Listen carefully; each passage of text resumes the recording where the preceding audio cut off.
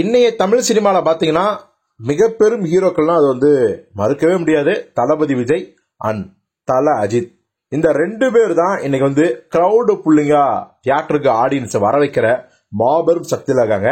ரஜினி கமல் கூட பாத்தீங்கன்னா அடுத்த இடத்துக்கு போயிட்டாங்க. ஆனா அவங்க வயசுக்கு இன்னைக்கு இவ்வளவு பெரிய விஷயங்கள், இவ்வளவு பெரிய படங்கள் பண்றதெல்லாம் சாதாரண விஷயமே இல்ல. மிகப்பெரிய வெற்றி படங்களையும் கொடுக்கறாங்க, பிரம்மாண்டமான பட்ஜெட்லயும் நடிக்கிறாங்க. சோ அவங்க வேற லெவல். பட் இன்னைய தேதிக்கு பாத்தீங்கன்னா இளைஞர்கள் அதிகமா வர்றது விஜய் படத்துக்கும் அஜித் படத்துக்கும் தான். ஆனா இதெல்லாம் இப்ப ஒரு 7-8 வருஷம் முன்னாடி.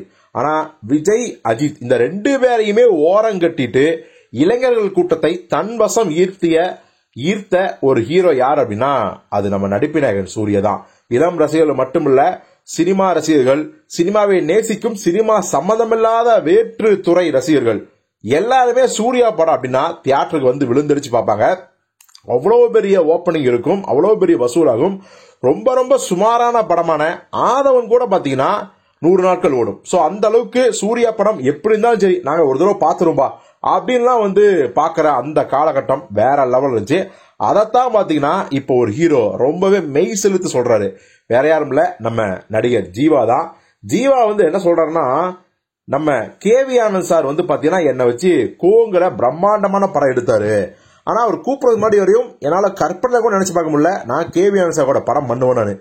அதற்கு மிக முக்கிய காரணம் என்னன்னா சூர்யா சார். ஏன்னா சூர்யா சார் அப்படிங்கிற ஒரு பெரிய ஹீரோ, ஒரு மிகப்பெரிய நடிகர்.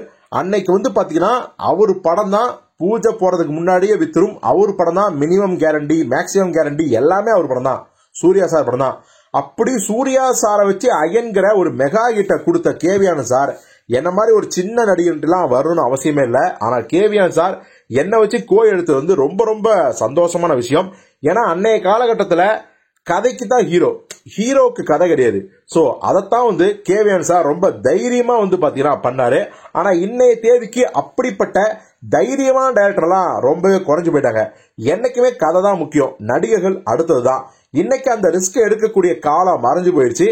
அது மீண்டும் வரணும் அப்படிங்கறத என்னுடைய ஆசை அப்படின்னு சொல்லிக்காரு. சோ சூர்யாவுக்கு அப்புறம் கேவி ஆனந்தர்கள் ஜீவாவை கோபுரத்தை கமிட் பண்ணும் போதே எல்லாருக்கும் ஆச்சரியம் தான். ஏன்னா அது அவ்வளவு பெரிய ஹீரோ சூர்யாவை கமிட் பண்ணிட்டு படம் பண்ணிட்டு இப்ப கோனு திடீர்னு ஜீவாவுக்கு இறங்கிட்டாருன்னு. ஆனா அந்த கோவையும் 175 நாட்கள் ஓட வைத்து மிகப்பெரிய ஒரு வெற்றி படத்தை கொடுத்தாரு கேவி ஆனந்தர்கள். சோ ஜீவாவோட கேரியர்லயே 50 கோடிக்கு மேல வசூலான ஒரே படம்னா அது வந்து இன்னைக்கு வரைக்கும் கோதான். அதுவும் 15 வருடங்களுக்கு முன்னாடி அப்படிங்கிறது அது சாதாரண விஷயமே இல்ல. சோ உங்களுக்கு இந்த கோங்கிற படம் எந்த அளவுக்கு பிடிச்சது, கேவி ஆனந்தோட அயன் எந்த அளவுக்கு பிடிச்சது, அயன் மற்றும் கோ இந்த ரெண்டு படங்கள்ல உங்களுக்கு என்ன படம் பிடிச்சது, எத்தனை தடவை அந்த படம் ரிப்பீட் பார்த்திருக்கீங்க அப்படிங்கிற விஷயத்த கமெண்ட்ல சொல்லுங்க.